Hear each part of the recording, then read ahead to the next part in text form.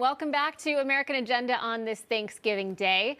When President Biden took office, he promised this, remember? Today, on this January day, my whole soul is in this, bringing America together, uniting our people, uniting our nation. But some people feel we're as divided as ever, and 53% of Americans in a recent poll disapprove of the job that the president is doing. Yeah, more and more people feel that way. Let's bring back in our panel, David Grasso and Melanie Collette, to discuss. David, I'll start with you this time. What does President Biden need to do to deliver that unity that he promised he would deliver?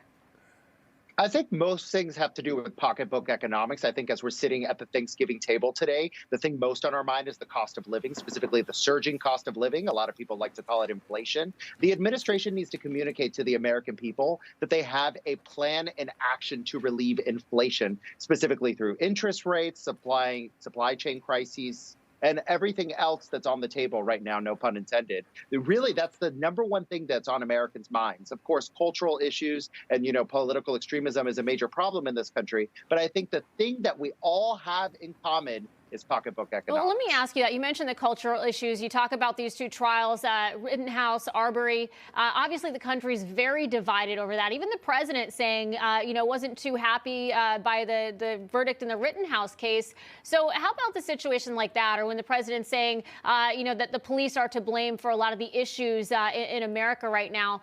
How does he bring the country together as far as the cultural issues go? It's really a difficult problem because we project our beliefs onto these politicians, and really the truth is somewhere in the middle. We do need some police reform, and in the same way, defund the police doesn't work either. And that seems to be tripping the wires on both sides. And that's just one policy issue, right? And on all these different policy issues, we've become so entrenched in our own camp, and we're not really willing to listen to the other side. So it's a fool's errand for President Biden to try to bring the country together on many of these hot-button issues.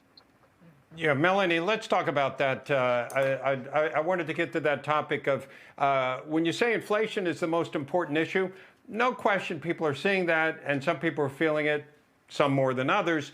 But they also see a system that may not be working the way they want it to. They see looting in San Francisco and Los Angeles, and they don't see justice attached to that.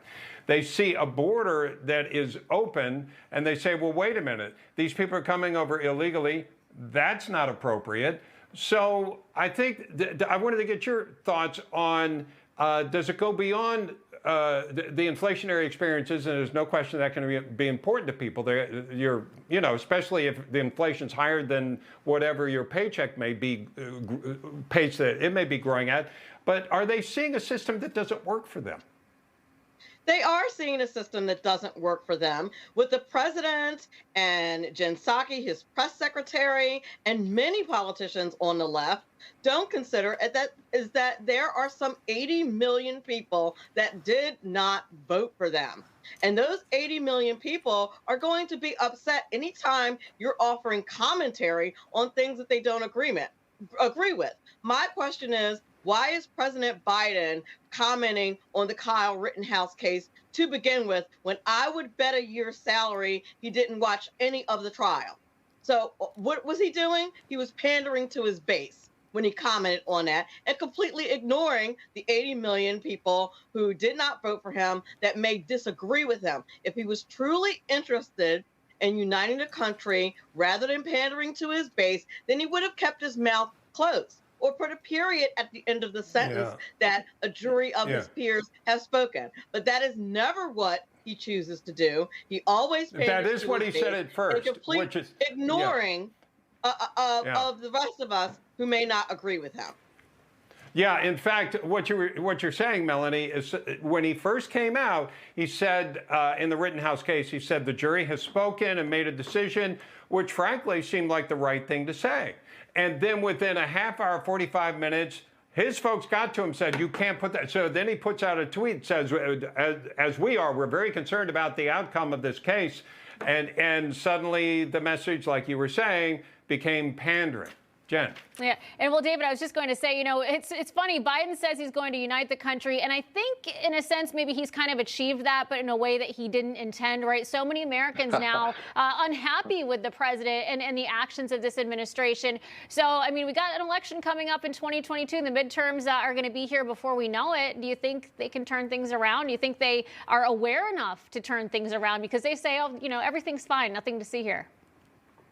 I think inflation is the #1 issue, but I think a close second is definitely law and order. The looting that we're seeing is definitely very, very, very bad for this administration. And the whole idea that you're soft on crime. I mean, when you think about the government, you want two things done well, right? You want your place to be clean, you want your place to be safe, right? And you want the ability to economically empower yourself. Those are the three most important things of any political regime. And this administration is definitely having some serious challenges in those areas. And it definitely threatens their dominance in Congress for the midterm elections for Democrats. And it definitely puts into play the White House in 2024. And indeed, and one thing that the administration is really doing is ignoring and minimizing the inflation situation. Jen Psaki said the other day that turkeys were only $1 more. And as a friend of mine would say, the math isn't mathing. That is not, I don't know what kind of mathematical jujitsu she's doing where she thinks turkeys are only $1 more, but that's simply not true. And it's being dismissive of everyone across America and their concerns about what inflation is doing to their pocketbook. Yeah, we had something today, Jen, that said turkey was 24% higher than it was a year ago. Well, on a 20-pound turkey, that's going to be more than $1. So the information that Jen Psaki was putting out there is just not true. And by the way, according to a poll, Trafalgar Group, 31% of Americans say rising gas and grocery prices force them to significantly change their holiday plans. Among Republicans, 46% said that their holiday plans have drastically. You get the message. Yeah. But David, like you said, inflation does matter to folks. So I think. And inflation may be transitory, as like the administration likes to say, which means this too shall pass. But you can't. If we stop spending money. Right. Well, that's part of the problem, too. You have too much money chasing too few goods. So if you keep on rolling the printing press and government spending, it's going to worsen inflation. But here's the thing. You got to talk to people straightforward, right? David, we got to go. I hate to do this to you. Yeah. I hate to do this to you. We got to run. No, I think we have time. Happy Thanksgiving. Do we have time? No. Oh, we did. Oh, okay. Sorry. Just doing what I'm told here, but go ahead. Okay. All I want to say is that inflation, if you do believe it's temporary and you're in the administration, talk to the American people fireside chat style. Don't tell them, well, prices won't go up as higher next year. No, tell them, listen, this is temporary, this is painful, and we're trying to do everything we can to halt this instead of just trying to let it go. Yeah, the average American household is spending $200 more a month on basic goods and necessities. That's a big deal. That's a great point. What happened to middle-class Joe, the guy that campaigned as middle-class Joe that's telling, Americans to maintain perspective amid all of this, doesn't really seem to relate to what the average American, the average middle-class American is dealing with in regards to this inflation. Indeed. Jen Psaki says it's only $1, which, of course, it's much more. But $1 is a lot if you don't have that dollar. Right. And that's what the administration seems to be ignoring.